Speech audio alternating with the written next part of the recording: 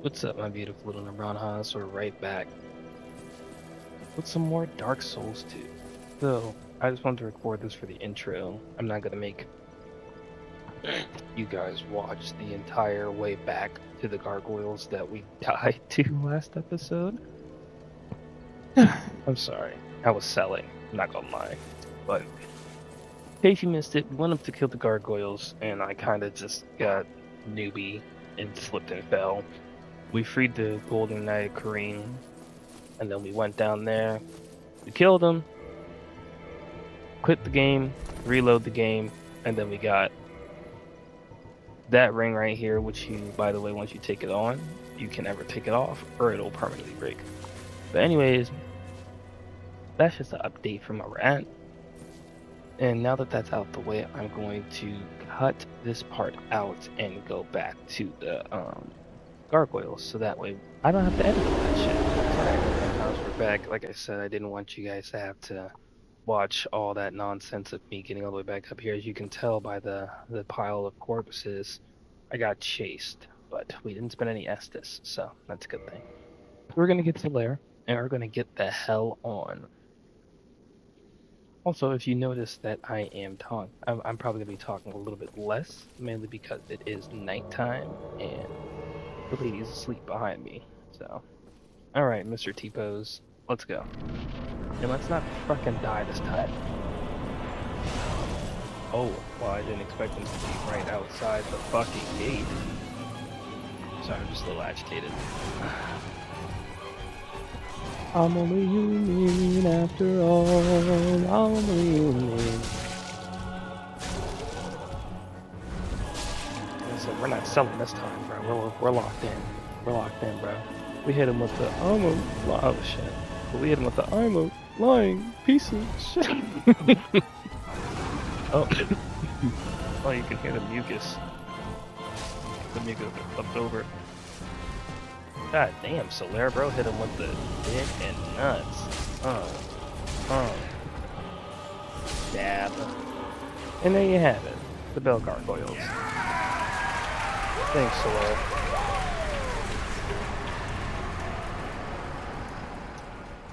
Look how happy bro looks. He looks so happy. Look at him. Just a little ray of sunshine. Look at him. He's just a chill guy. He's just a chill guy. Just a chill guy. I'm sorry. That meme is fucking hilarious to me. Even though it's kind of dead in the ground now. But like, you know. I wonder how TikTok... Ooh, excuse me, spine chill. I wonder how TikTok is anyway. Like, I can't really use it anymore because, well, I mean, it's banned, lol. And it's all deleted off my phone and whatnot, but like, I wonder if they have the trends and stuff. Like, I can still go on the web browser, so like occasionally, like every now and again I go on there. But... anyways, so here's the bell. Boom, boom. That is called the Bell of Awakening. That's the first one. Look at the scale. This game looks so beautiful, man. Ring the bell. And now we have to ring the second bell, which is all the way in Blighttown, which you don't know where Blighttown is, but trust me, you're gonna hate it. Excuse me?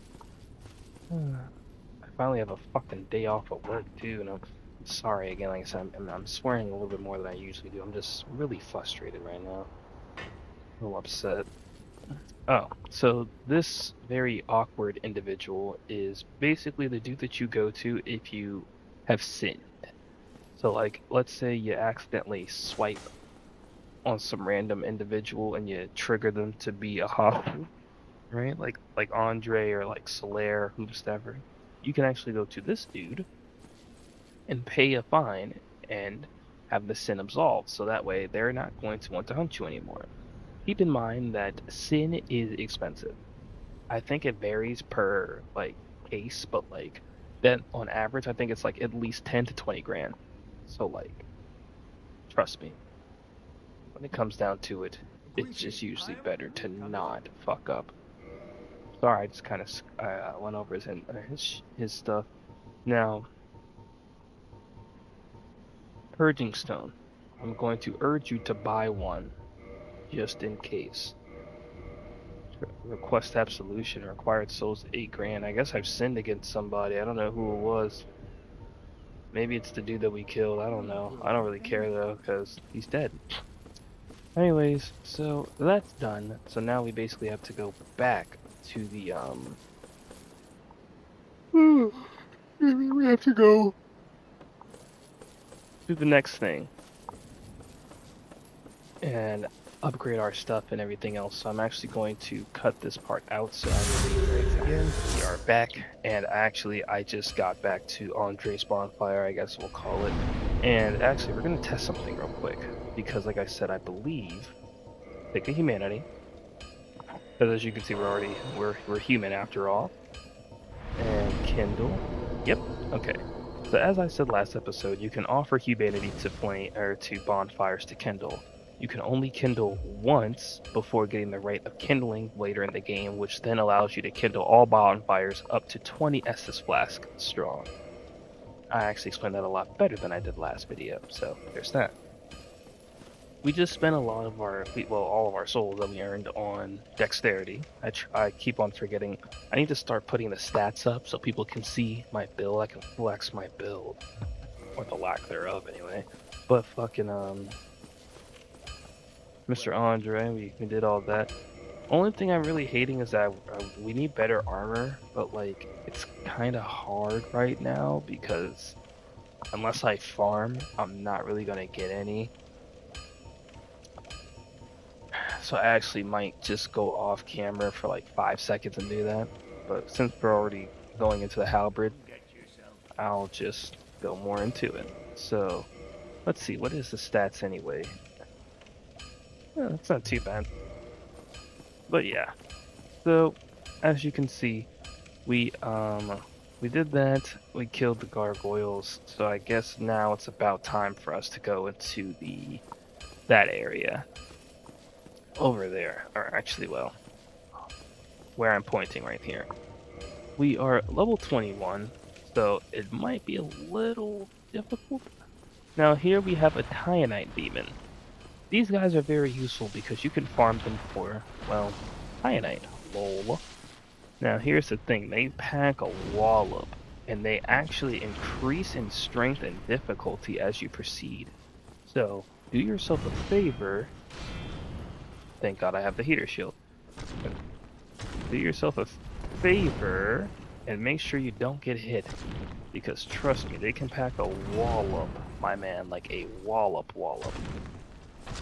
Again, this is just one of the early ones, so, you know, it's not going to be too bad. But, like I said, they can pack a frickin' wallop, man.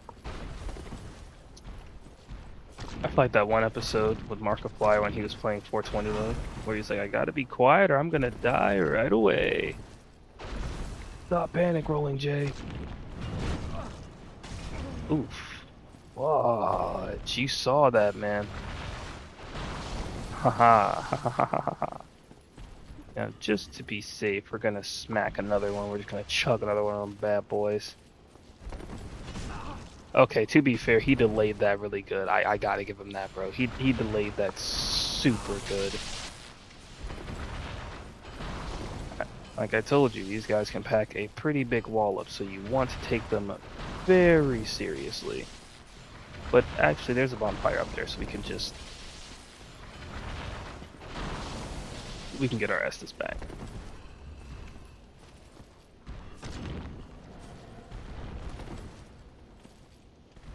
Psych! Oh damn, that's not a psych. That is not psych. I ain't talking about psychology. There we go. Alright, that was kind of lame. Anyways, Demon Tyanite. Like I said, you're gonna need that stuff. That's how you're gonna upgrade some. That's one of the harder upgrades to get, especially for like weapons that are like boss weapons, like Smo's hammer, also known as my favorite fucking Dark Souls weapon. I apologize. It's been a night. Alright, it's been a night. I gotta chill out. I'm not exactly quote unquote family friendly, but I don't like to just drop F-bombs every sentence. I used to work at Starbucks, and I actually found out that apparently Well, actually, we can go to the undead bur. Oh, that's the. I don't feel like going all the way out there. Anyways, but I remember at Starbucks, I was told that apparently at Starbucks, they can actually fire you if they catch you cursing. Like, if you drop a F-bomb, especially if a customer's nearby, they're like, bro, they can fire you on the spot for that. And I'm just like, damn, that's crazy. What'd you get fired from your job for? Oh, I dropped an F-bomb. You know what I mean? Just a little some. Then again, working for Starbucks was terrible. I'll never do it again. I worked there twice. I was dissatisfied, stressed out, and super depressed and, well, almost suicidal each freaking time, so. Was it really that bad? Yes. I genuinely, there was a lot of it, there's a lot of reasons, but like, the main thing, I think a lot of people genuinely forget that there is a human being uh, behind that apron who's making those drinks, and they are probably struggling at making those drinks most likely as well. Anyways, block that, because these guys can also do a decent sum of damage, just a little decent sum. Little Moss Clump. Those are going to help you against poison in the game. Oh, speaking of, to the dude who absolves sin, I actually told you guys to buy a purging stone. This basically reduces curse buildup and breaks curse. Now, if you have curse in Dark Souls Remastered, curse essentially halves your entire freaking um what's it? Oh Jesus, I gotta get 8 from the well, I can't say all that. Anyways, it halves your health, and on top of that, it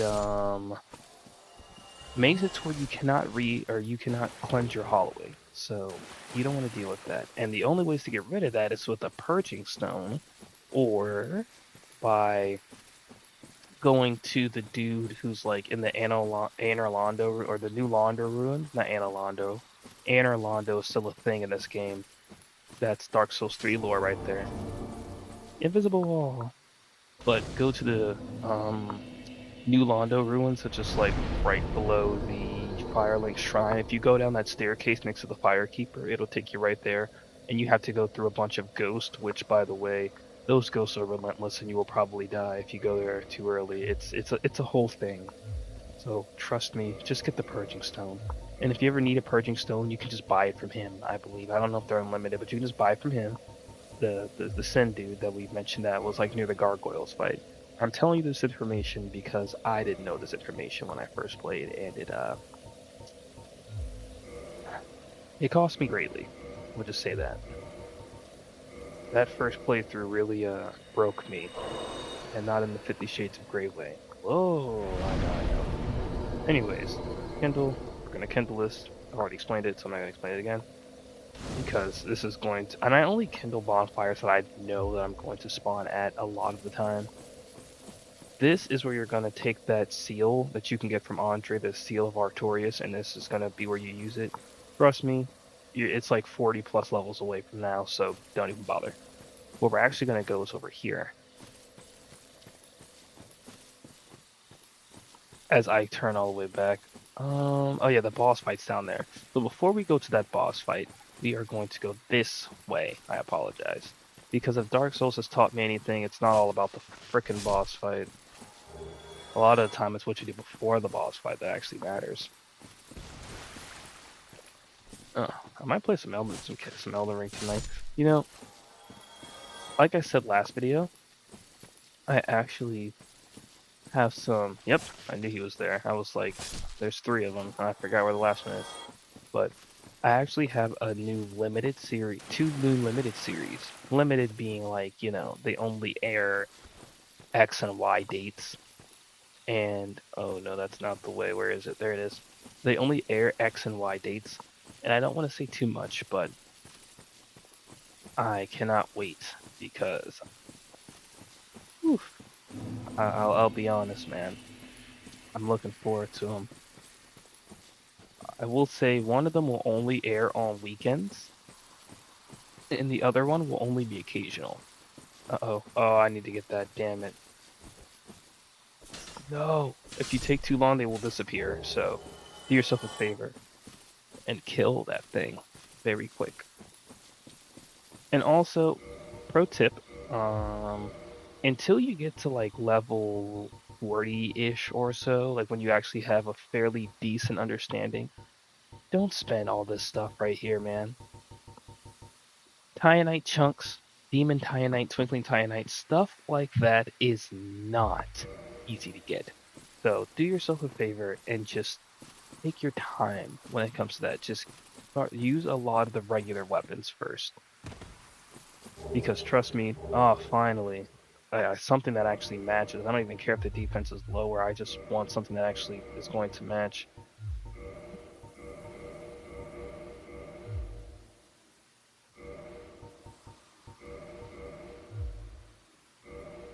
Good enough. Again, I just want something that's actually going to match so I don't look ratchet as hell.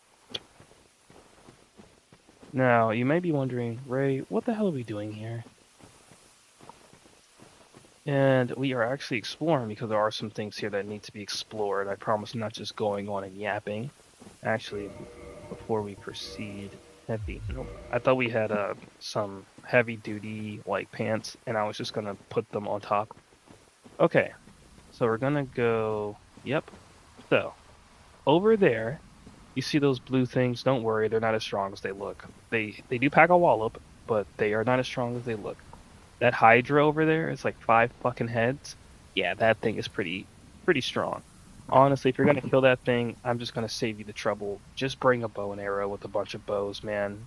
Don't bother trying to fight him with melee. I'm not saying it's impossible, but you have to it's like you have to look in the water and know exactly where you can stand and where you can't, and you'll just instantly sink and die. And most of the time, it's just worth it to use a bow or just wait for them to like slam their head on the ground, and you'll just keep poking them. But if you go up that way, that actually will lead you up to Havel. I don't think it is actually lore-wise Havel, but it'll lead you to the dude made of tungsten I mentioned in the first episode. And now that I said that, I realized that we just skipped an entire section of the game. That would have been easier to do first. Okay, so I now know where we need to go. I'm sorry, it's been a while, but again, I wouldn't recommend going in there because he does pack a wallet, and the dude that's in there is like right next to the door. But that is one of the easier ways to go into the Undead Burg from the Darkroot Garden that we're in. But right now, we're just going to get some gear while we're here, and then we're going to go to the actual place that we should have been going after we killed the Twin Gargoyles, which is back to the Undead Burg, because then once we get there, we can actually go to the next part, which is like I forgot who the boss name is, but you'll see. You'll see. Just trust me, all right? Now we want to be careful here because again, these guys can pack a pretty decent wallop.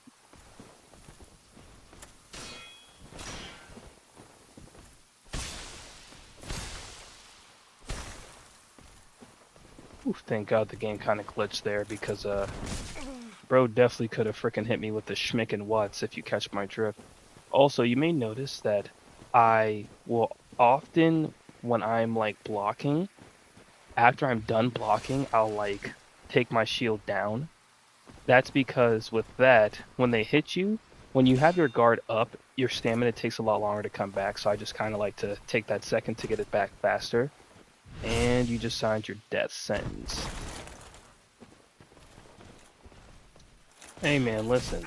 I gotta do what I gotta do, man. I don't know what to tell you.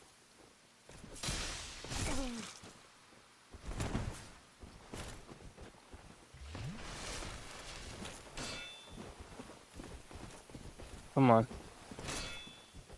Sorry, bro. I kind of gotta cheese you. Don't worry. Oh, Lord. Okay, calm down. Don't overreact. Just calm down. I wasn't expecting him to hit the twinkle toes like he was Avatar. I've actually been meaning to read Avatar Kiyoshi's book, and I just haven't fully gotten around to it because I'm a lazy POS. But, like, it's so good. Honestly, I'm not gonna lie. The main reason I even bought Avatar... Listen, I would be an Earthbender mainly because I just love the Earthbender woman, man. Here he goes about his mommy issues again. Oh, shut up. Avatar Kiyoshi. What's her name? Lin Beifong, I think. The one, the chicken, the earthbending chick in Korra. My frickin' god, man. I remember I saw her in that tank top in that one episode of Legend of Korra, and I was like, something just, something just snapped. Something inside of me. I'm sorry. I'm sorry. Bro, when I saw Blue Diamond as a teenager, oh god. Now the entire internet's gonna know how bad my mommy issues are. But anyways, when I saw Blue Diamond in frickin' in Steven Universe, man, the neurons in my 16-year-old brain were shooting through the frickin' roof. Now, if I'm correct, I think this goes to the place underneath the Firelink Shrine, which can actually double as a way to Blighttown, if I remember. Which, how long are we? We're at 15 minutes. With the other two clips, okay, it's about time for the second episode, or the second recording, but again, I want to put out a little bit more because I know with my schedule, I've been kind of slipping. And on top of that, like, I really want to get back into recording, you know? But, yep, okay. So this is the Valley of the Drakes. Don't even bother. These guys do insane amounts of damage and have insane amounts of defense. As you can see him, Jojo, walking towards me. But that way through the Valley of Drakes actually is something you have to do like 60 plus levels from now, towards the end game. But if you go to the left, there will be a big old dragon, like a poison dragon, which don't even try it, lol. And there will also be an entrance to Blighttown that way. And you can also go all the way up from... Actually, you can go even further and I think take a right on that wooden plank. If you keep going, like if you go past that dragon, and it'll take you to a gate that can actually be opened with the master key. And you can just... The grass crest shield, I knew I came down here for a reason. But it'll give you, like, you can use the master key to open that gate. And it will send you, or it'll open the area that's the new Londo ruins that I talked about under the Firelink Shrine. So it's just another way to even get back there. And I'm giving you all this information as early as possible because, hey, you never know. Maybe some of you guys are like, damn, I want to try to do this thing I know I'm not prepared to do. And that's the thing about Dark Souls, right? It's like, no two journeys will ever be the same. You know, like some people will be like, oh yeah, I remember when I did that, or oh, you did that early? Damn, it took me forever to get there, or whatever, you know what I mean? And on top of that, just because if I do have a tip, I want to share it, you know what I mean? Don't take that the wrong way. I'm sorry. And then I'm doing my best to get my mind out together these days. Like, there's a lot of times where I'll think about something that's like, quote-unquote dirty-minded, and I'm like, I shouldn't even comment on that because I'm like, Jay, come on, and I'm like... Also, if, I know, you know, in the future, there'll probably be people who ask. They'll be like, you say your name is Ray, but you keep saying Jay. Like, what's going on here? What the... So, not my actual real legal name, but my actual nickname is Jay, but I prefer Ray, mainly because added layer of privacy. 2, because it's something different.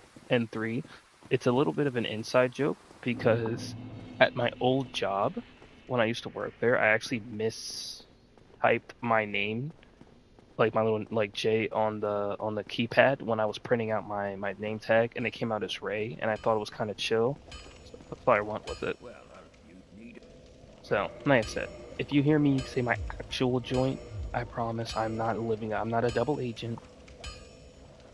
Ugh, excuse me. I'm not living a freaking double life.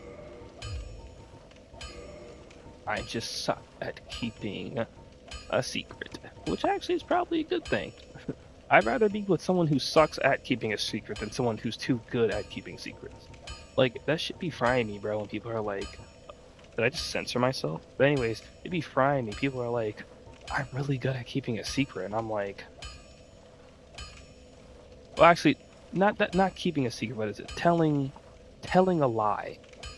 Or the people that are like, I'm really good with telling lies, or like, I don't really feel guilty when I lie and stuff like that. And I'm just like, okay, you know what I mean? I'm just like, all right, okay, okay. It's like, that's something you don't want to be proud of, and like, you know, maybe that is just a difference in ideology, you know what I mean? Or ideology, a difference in opinion. But I'm like, you don't want to be that person who's quote unquote good at lying. Like, you don't want to be good at lying. Like, the EFF the fuck are? Like, who wants to be good at lying? Like, that's kind of crazy in my eyes. I'll be seeing you. Anyways.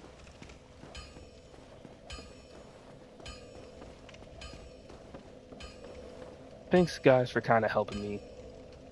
Let me just ramble on and on this episode. Like I said, it's been a little bit of a night. It's been a week, honestly, for me. So I'm just being able to blow off steam by just exploring Dark Souls and yelling random expletives and complaining feels therapeutic. I know that there will only be like 2, maybe 3 people who view this video because, you know, I'm still starting out, but just, you know, manifesting my audience and whatnot. And again, I do this from the bottom up because I believe that we will get there. And I also believe that, you know, there will be people who look at this in time and be like, damn, you know, even when he had like 2 subscribers, I'm like, even when I had 2, 5, even when it was just me and my girlfriend subscribed to my channel, bro. You know, my main channel, you know, like my personal one, obviously. But I'm like, when it was just me and my girlfriend subscribed to my joint, I was still pumping that content authentically, speaking as if I already had an audience of 100 million people. Anyways, my name is Ray, and I'm gonna still be recording some more tonight, but this episode's done. So, I love you guys. Thanks for listening, and I'll see you.